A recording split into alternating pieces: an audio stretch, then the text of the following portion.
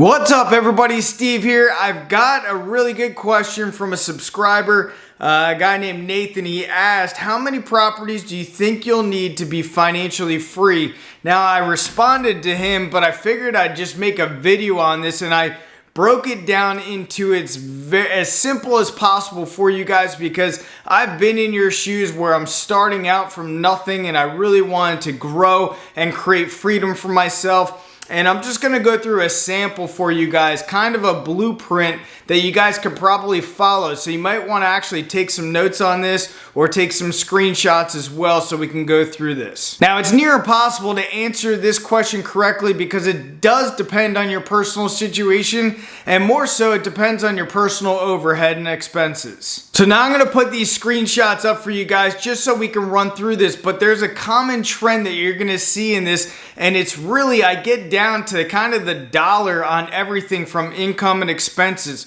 So the first thing we have to do is figure out our personal overhead, our personal expenses. So in this, I put gasoline, and this is on a monthly basis. I put gasoline for $400. I put food for $400. I put health insurance for $350. I put car insurance for $50. Entertainment for $500. Cell phone for $100. Miscellaneous for $200. And hopefully you don't have a car payment in there. If you do, watch some of my other videos on how to achieve financial freedom as well. Now that brings our total monthly nut to $2,000, which does not include our household expenses, what it costs us to actually live in a place. Now again, this is all for frame of reference, and you guys can utilize it as maybe your own scenario, because everybody's scenarios are going to be different, and some people have children, some people don't, some people are indebted, so you're gonna have to figure out your own expenses as well as your own purchasing power. Now the first one is actually acquiring a triplex. Now it might sound scary at first, but it really isn't. So I encourage you guys to get with a local real estate professional to help you guys start scouting out properties. Now if this is an impossibility, what you guys want to do is still a house hack. You still want to figure out a property that you guys can rent out, and then maybe rent out rooms to friends or whatever the case is. But you got to figure out wherever you're living, you have to get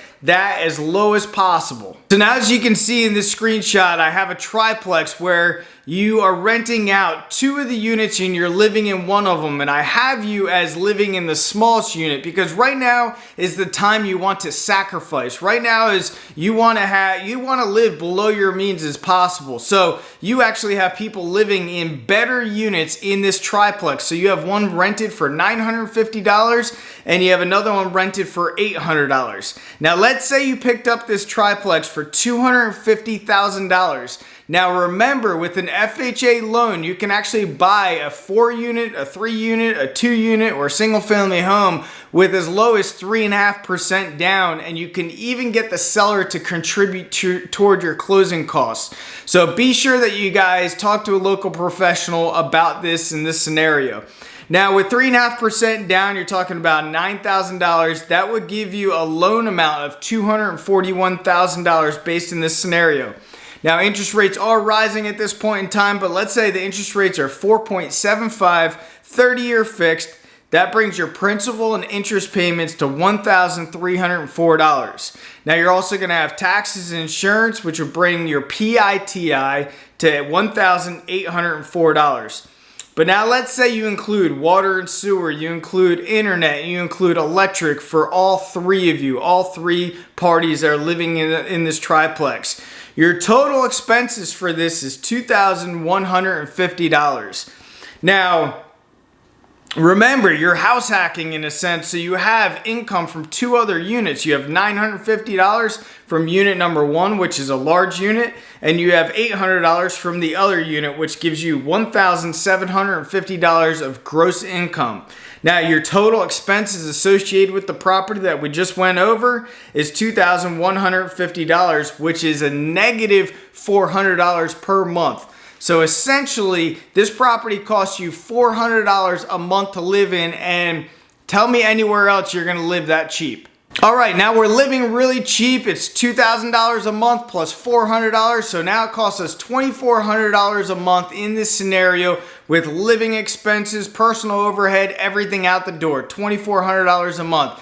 Now your salary, wherever you're working, hopefully you're making more than that $2,400 a month and you're bringing more money in and you're stockpiling it to save up at least 20% down for your next property. Now, as you can see in this screenshot, I have a fourplex. They're all equal units. We have 4 units, each trading or renting at $850 per month. Now, this fourplex costs you $275,000. And let's say the down payment was $55,000. Your loan, your debt position on this is $220,000, 30-year fixed, 4.75 with principal, interest, taxes, insurance, everything out the door. That puts you at $1,707. But here's where it gets good. Your income of $850 per unit times 4 units is a gross income of $3,400. And now if we subtract out the expenses of $1,700, we're left roughly with $1,700 positive cash flow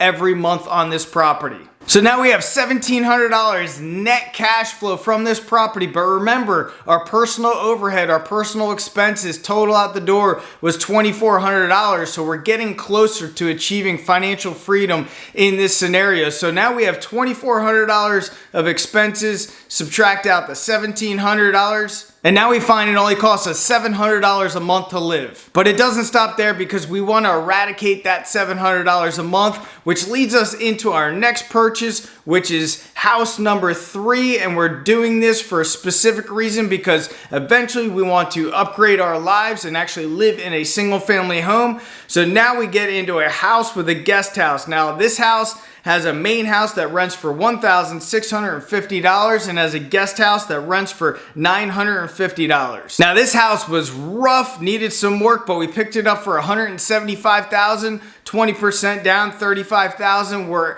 financing $140,000 at 4.75%, 30-year fixed. Our PITI out the door is $1,150.